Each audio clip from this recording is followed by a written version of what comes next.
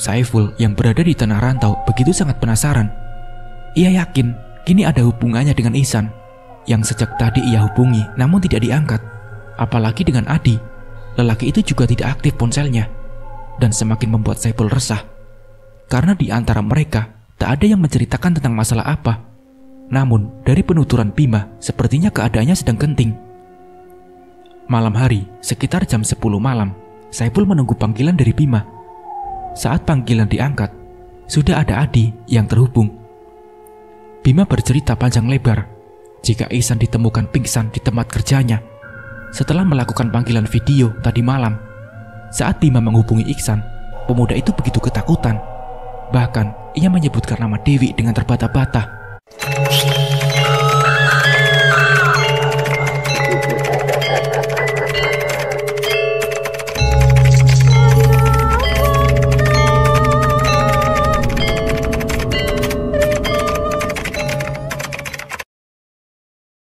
Maksudnya diteror Dewi juga?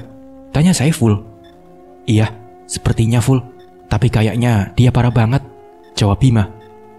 Coba hubungi Ihsan, mungkin dia bisa bercerita dengan jelas, pinta Adi. Bima mencoba menghubungi Ihsan, dan beruntung Ihsan terhubung. Nampak wajah Ihsan seperti orang sakit. Dari penuturannya, dia memang tidak terlalu sehat. Gimana San? Udah baikan? Tanya Bima. Lumayan, tapi aku masih shock saja, jawab Ihsan. Gimana ceritanya sih bro? Kok kamu malah pingsan? Tanya Bima. Ihsan menjelaskan dengan detail jika dirinya melihat bayangan yang seperti berlari cepat, persis mengelilingi dirinya. Ia benar-benar melihat Dewi. Bahkan dirinya pingsan karena kehabisan napas. Ihsan pikir dirinya sudah mati, tapi keberuntungan berpihak kepadanya. Dirinya selamat dari maut. Semalaman suntuk, aku benar-benar nginap di toko, ucap Ihsan. Aku baru ditemukan saat pagi hari oleh bos aku dalam keadaan terlentang. Beruntung bos aku meminta untuk istirahat dulu, walaupun beliau kesal karena pintu toko tidak terkunci, hanya tertutup rapat. Sambung Ihsan lagi. Aduh, ngeri banget San. Kok aku merinding ya? Ucap Adi memperhatikan sekitar. Andai kamu ada di situasi kayak aku, mungkin kamu jadi trauma, jawab Ihsan.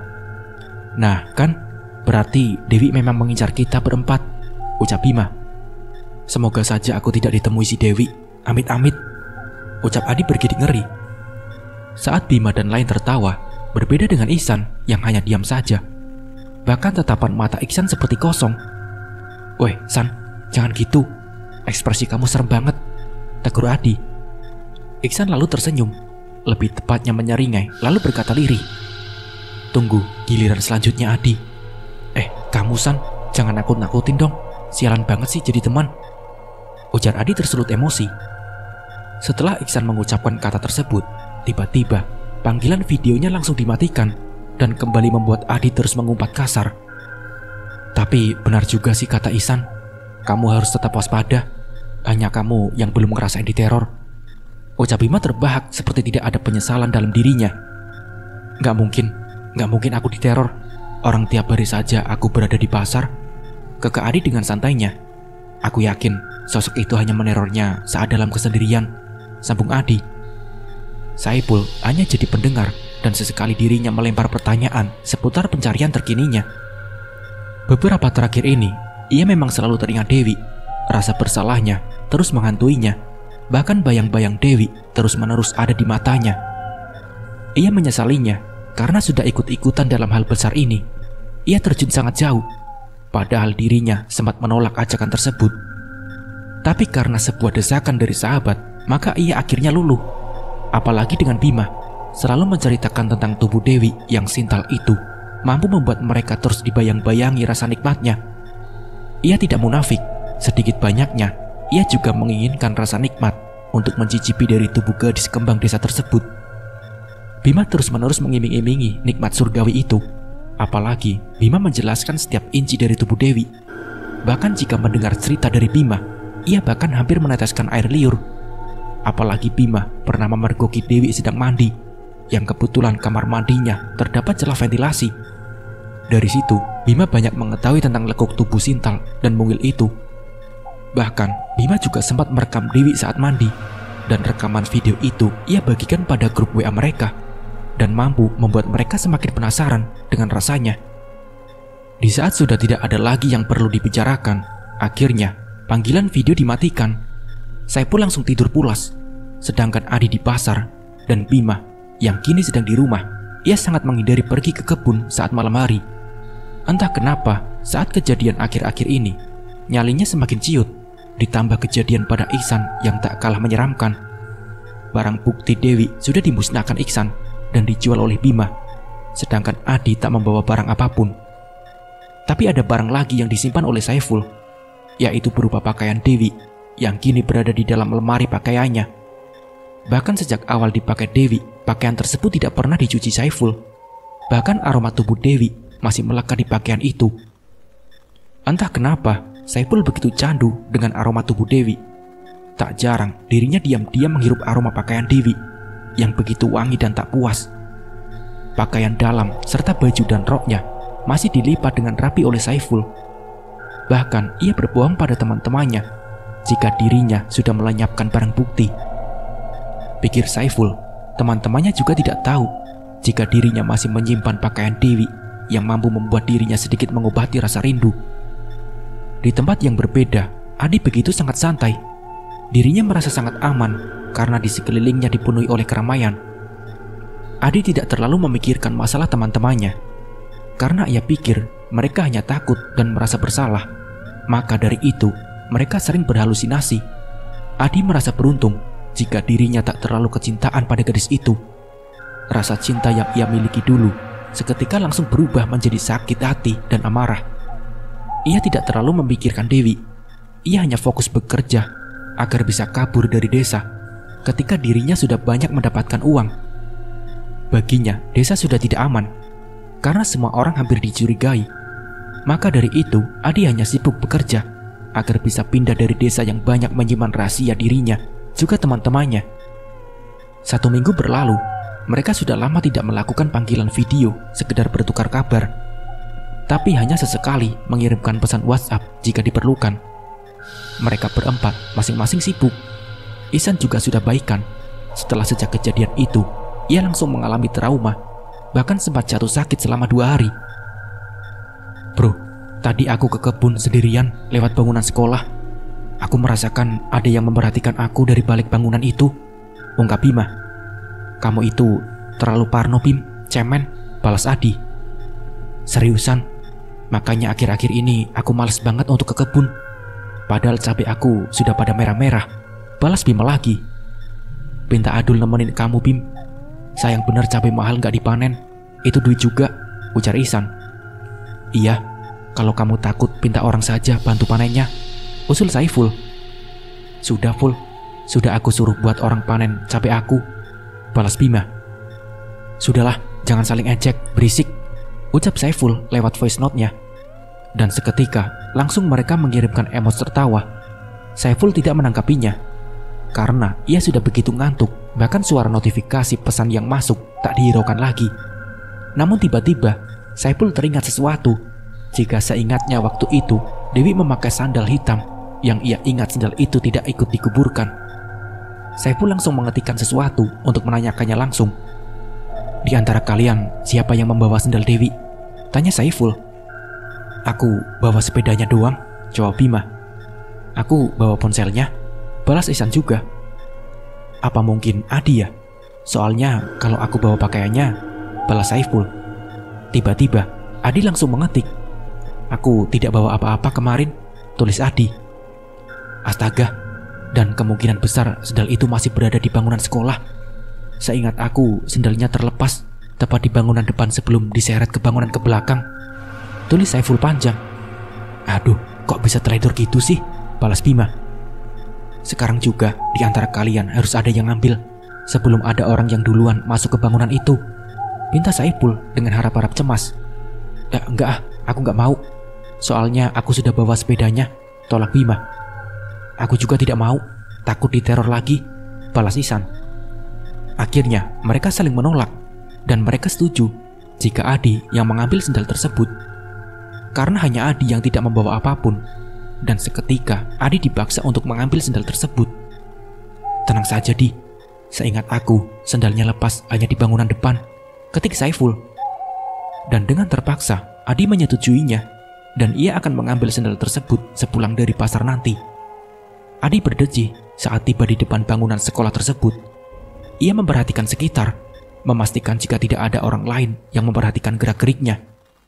Baru selangkah, Adi memasuki bangunan. Tiba-tiba, ia merasakan hawa yang berbeda. Terlihat cacaran darah, dan yang begitu mengejutkan dirinya ialah darah tersebut membentuk sebuah huruf. Adi memperhatikan darah itu sambil mengejanya pelan. Adi. Tulisan itu berbentuk Adi. Adi memperhatikan darah itu sambil mengejanya pelan. Perasaan Adi kini sudah mulai tidak enak. Segera ia menghapus jejak darah tersebut. Saat beberapa kali ia mengedipkan matanya, ternyata ia hanya berhalusinasi saja. Di lantai keramik putih itu memang ada cecaran darah penganiayaan, tapi hanya sedikit. Bahkan Adi mengumpat kesal karena matanya yang salah lihat. Darah ia tetap darah, tapi ia sempat berhalusinasi jika darah tersebut membentuk huruf dan kata yang jika dieja tulisan darah tersebut menuliskan namanya. Ah, sialan, kok aku jadi gak fokus begini? Ucap Adi kesal. Di antara kekesalannya, ia menghapus jejak darah kering yang menempel tersebut. Bahkan, ia sedikit kesal pada teman-temannya untuk meminta dirinya yang berada di situasi saat ini. Adi menghapus darah kering tersebut menggunakan kakinya yang ia gesek-gesekkan ke lantai, hingga noda merah itu luntur. Bahkan hanya dipinta untuk mengambil sandal.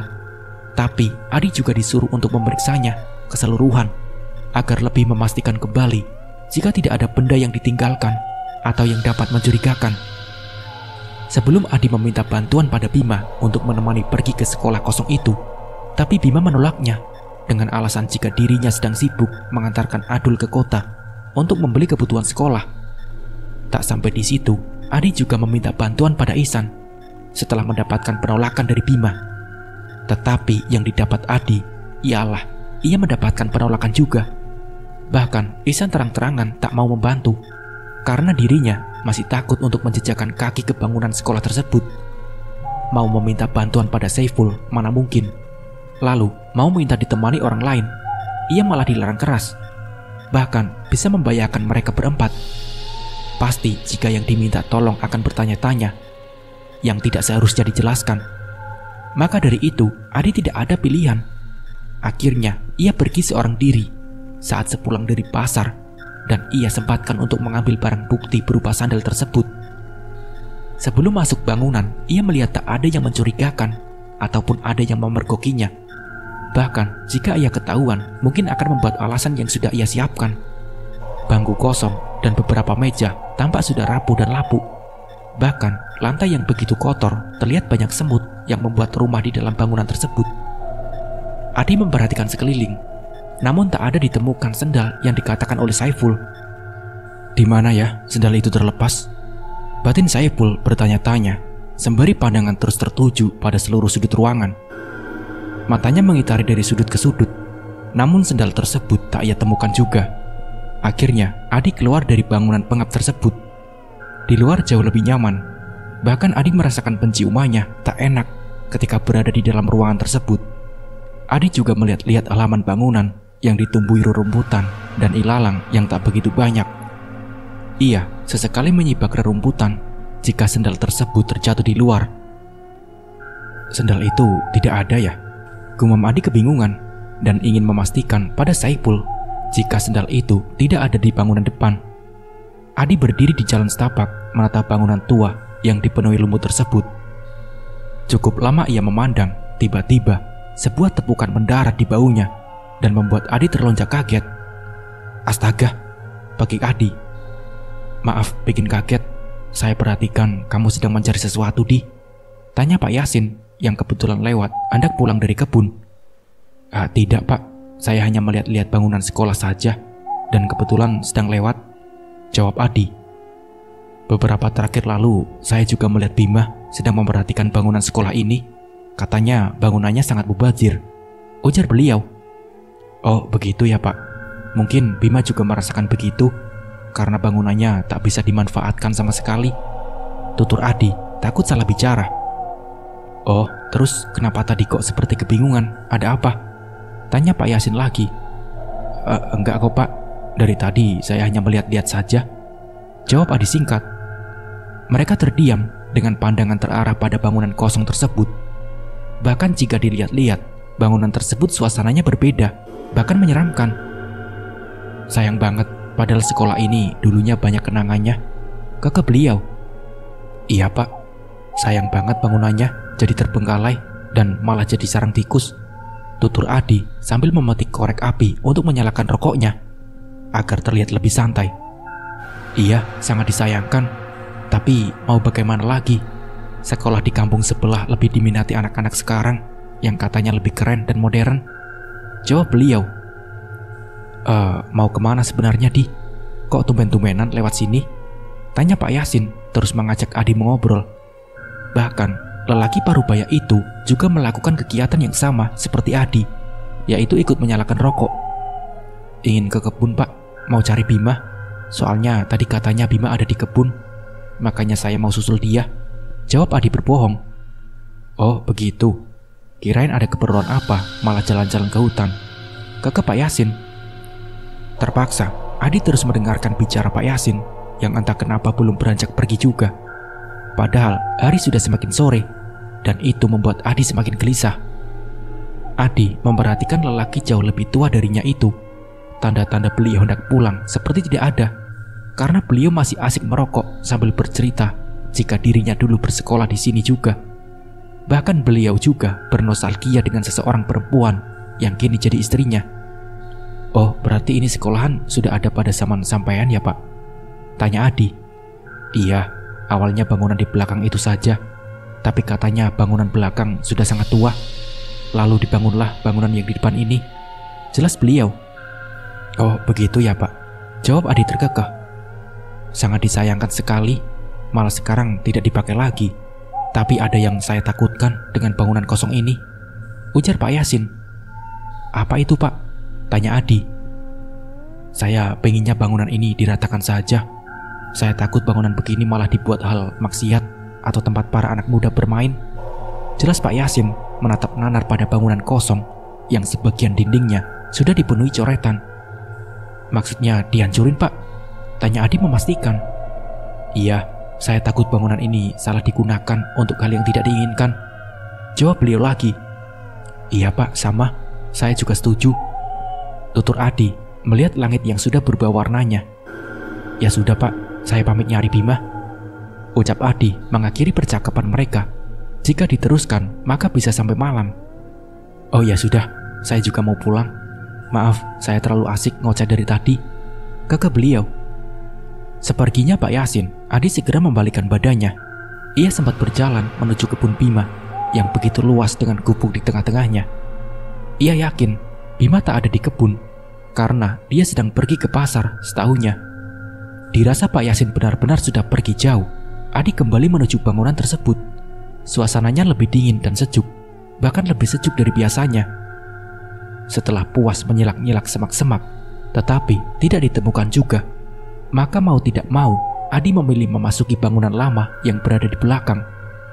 Namun sebelum ia memasuki bangunan tersebut, ia hendak menelpon Saiful terlebih dahulu untuk memastikan jika benda yang disebut Saiful memang benar-benar tidak ikut dikubur. Sudah aku cari, tapi tidak ketemu. Bahkan di semak-semak juga aku cari, tetap tidak ada, ungkap Adi. Cari sampai ketemu Di, mungkin ada di bangunan belakang, jawab Saiful. Adi menghembuskan napasnya dengan kasar. Akhirnya, ia memberanikan diri memasuki bangunan belakang. Bangunan yang pengap, dingin, lembab, dan ditumbuhi lumut. Sebisa mungkin, Adi harus secepatnya menemukan sendal itu dan membawanya pulang, lalu langsung dilenyapkan. Semua sudut ia perhatikan dan matanya tertuju pada sebuah sendal hitam yang tergeletak di ujung ruangan. Tempat penyiksaan dimulai. Ini ketemu, gumam Adi. Tapi baru satu yang ketemu. Ia harus mencari satunya lagi yang entah jatuh di mana. Saat ia bergumam sendiri, tiba-tiba saja hembusan angin membawa aroma tak sedap, yaitu aroma bangkai yang menyengat. Adi pun bergidik ngeri dan terus mengusap tengkuknya yang meremang. Aduh, satunya mana ya? Kesal Adi.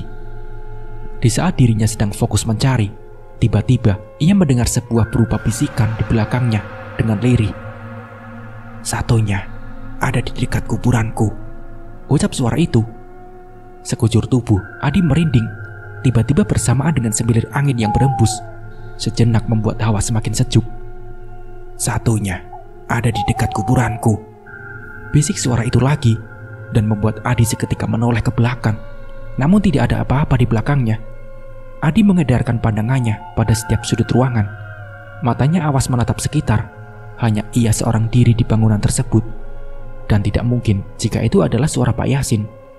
Semilir angin yang membawa suara itu, suara yang dimiliki perempuan yang sedikit serak. Saat Adi menghadap ke belakang, tidak ada siapa-siapa di sana. Ia menatap pintu masuk tersebut dan memperhatikan keluar. Dan ia betul-betul sedang sendirian. Angin kembali berembus, membuat ilalang dan tanaman liar bergoyang-goyang, membuat gemerisik dedaunan yang diterpa. Adi sudah mengantongi sebelah sandal, namun sandal bagian kiri belum juga ditemukan. Ia menyisiri seluruh sudut, bahkan dirinya juga terus melihat-lihat di antara semak-semak. Di mana sebelahnya? Sungut Adi kesal. Jika bukan situasi genting, ia tak akan mau menginjaki kaki ke tempat itu lagi. Hanya karena sebuah paksaan dari teman-temannya lah yang kini membuat dirinya kembali ke sini. Adi berdiri di dalam bangunan itu dan kembali mencoba menghubungi Saiful. "Pul, aku hanya ketemu satunya. Satunya lagi gak ketemu," ungkap Adi. "Aku pulang aja kali ya. Soalnya sudah hampir maghrib," sambung Adi. Jangan ditunda-tunda, Di. Lebih baik selesaikan semuanya. Nanti jika kamu ke tempat itu lagi dan ada yang melihat, pasti ada yang curiga," tutur Saiful. "Ah, dasar kamu, Ful. Bikin aku banyak kerjaan saja," ujar Adi kesal. "Makanya cepat selesaikan, nanti kemalaman," ucap Saiful tertawa terbahak-bahak. Tapi seingat kamu, sandal satunya kira-kira jatuh di mana? Soalnya sudah aku cari-cari di semak, juga tidak ada," ungkap Adi dengan santai. "Ya, aku nggak tahu, nggak merhatiin juga," jawab Saiful. Setelah panggilan dimatikan, Adi kembali melihat-lihat di antara semak-semak. Namun dirinya yang sedang fokus juga selalu waspada jika ada seseorang yang tengah melihatnya. Saiful juga mengingat-ingat kejadian beberapa minggu lalu. Seingatnya, sandal itu terlepas saat berada di bangunan depan. Lalu setelah itu, Dewi kembali diseret ke bangunan belakang yang lebih aman. Saiful tak memperhatikan lagi sandal itu lepas di mana. Ia pun juga sangat kepikiran dengan benda tersebut. Bisa-bisanya mereka melupakan hal sekecil itu yang akan berpotensi mereka akan terbunuh. Saiful sempat kepikiran dengan Adi, namun itu sudah menjadi tugasnya.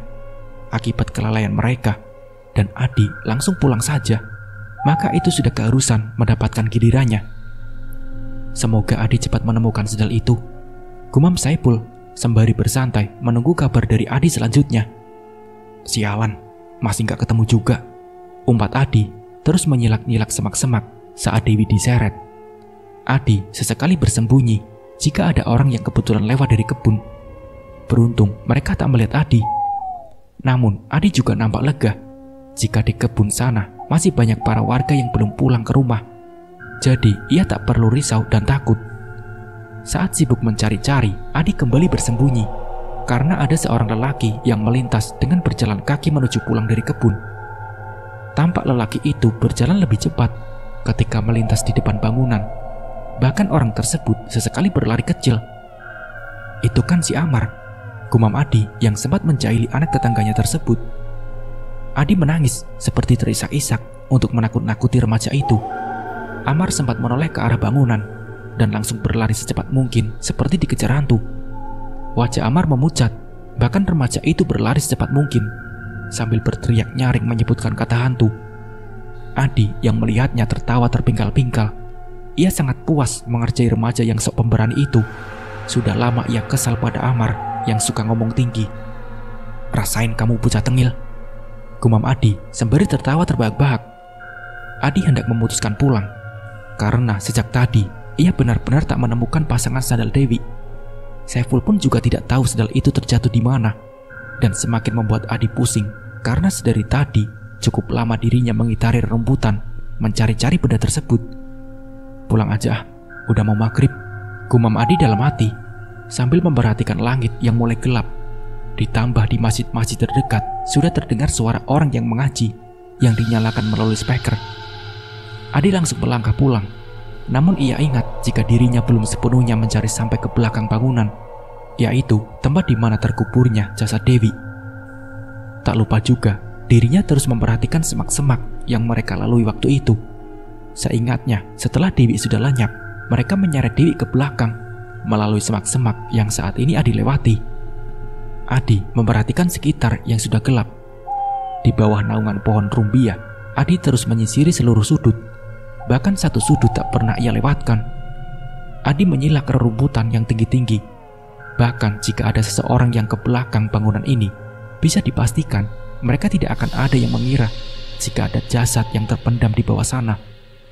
Bahkan gundukan tanah sama sekali tak terlihat. Semuanya tertutupi oleh semak-semak. Bahkan Adi sempat lupa di mana kuburan itu letak persisnya. Sumpah, tidak ada itu sendal, gumam Adi. Adi sempat menyalakan rokok agar dirinya bisa rileks dan santai.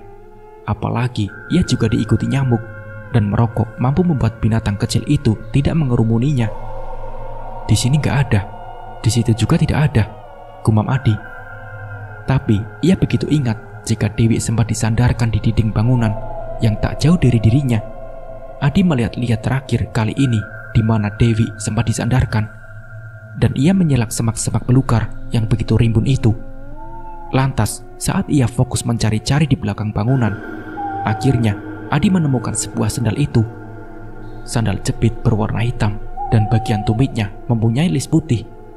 Ini dia, ujar Adi tersenyum kala ia mendapatkan sandal tersebut.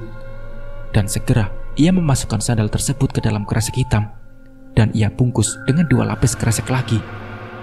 Gara-gara sandal ini, aku jadi terlambat ke pasar, sungut Adi sambil mematikan rokoknya dan membuangnya ke rawa yang ditumbuhi pohon-pohon. Saat itu juga, Adi langsung mengirimkan foto sandal itu dengan kata, "Ini Pul, sudah ketemu, dan akan aku buang ke tempat sampah di pasar," tulis Adi, dan langsung mendapatkan tanggapan dari Saipul yang sedari tadi harap-harap cemas menunggu kabar sang teman. "Bagus Di, bagus," balas Saipul. Adi langsung memasukkan ponselnya kembali ke saku. Saat ia hendak melangkahkan kaki untuk pulang, tiba-tiba saja ada warga yang kembali melintas. Adi mengurungkan niatnya. Ia memilih agar warga itu berjalan lebih jauh dulu, baru dirinya bisa keluar dari belakang bangunan. Adi memperhatikan pijakan kakinya. Ia lupa di mana kemarin kuburan itu. Bahkan berupa gundukan pun sudah tidak ada dan sulit dikendali. "Di mana ya kemarin Dewi dikubur?" gumam Adi sambil melihat-lihat tanah sekitar. Ia lupa, dan waktu itu mereka melakukannya saat malam hari. Maka jika dilihat saat sekarang, Adi benar-benar tidak ingat. Tiba-tiba angin berembus lembut membawa sebuah bisikan. "Di bawah kakimu, di bawah kakimu." Suara bisikan itu terus berulang-ulang diucapkan, namun wujudnya tidak ada. Adi menelan ludahnya dengan susah payah. Ia menundukkan kepalanya dengan perlahan menatap ke bawah, melihat kakinya yang kini menginjak semak-semak. Namun baru ia sadar bahwa jika tanah yang ia pijak ternyata tidak sama rata dengan tanah yang di sekitarnya. "Gundukan tanah," lirik Adi yang baru sadar jika kakinya berada di atas kuburan Dewi. Jasad yang mereka tanam dengan asal-asalan. Adi memundurkan tubuhnya dengan perlahan. Ia melangkah menjauhi kuburan tersebut dengan jantung yang berdebar-debar. "Itu kuburan yang kau cari, Adi.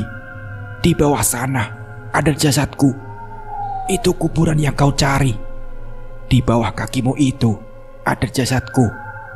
Bisik suara itu terus mengulang-ulang persis di telinganya dengan suara yang serak-serak.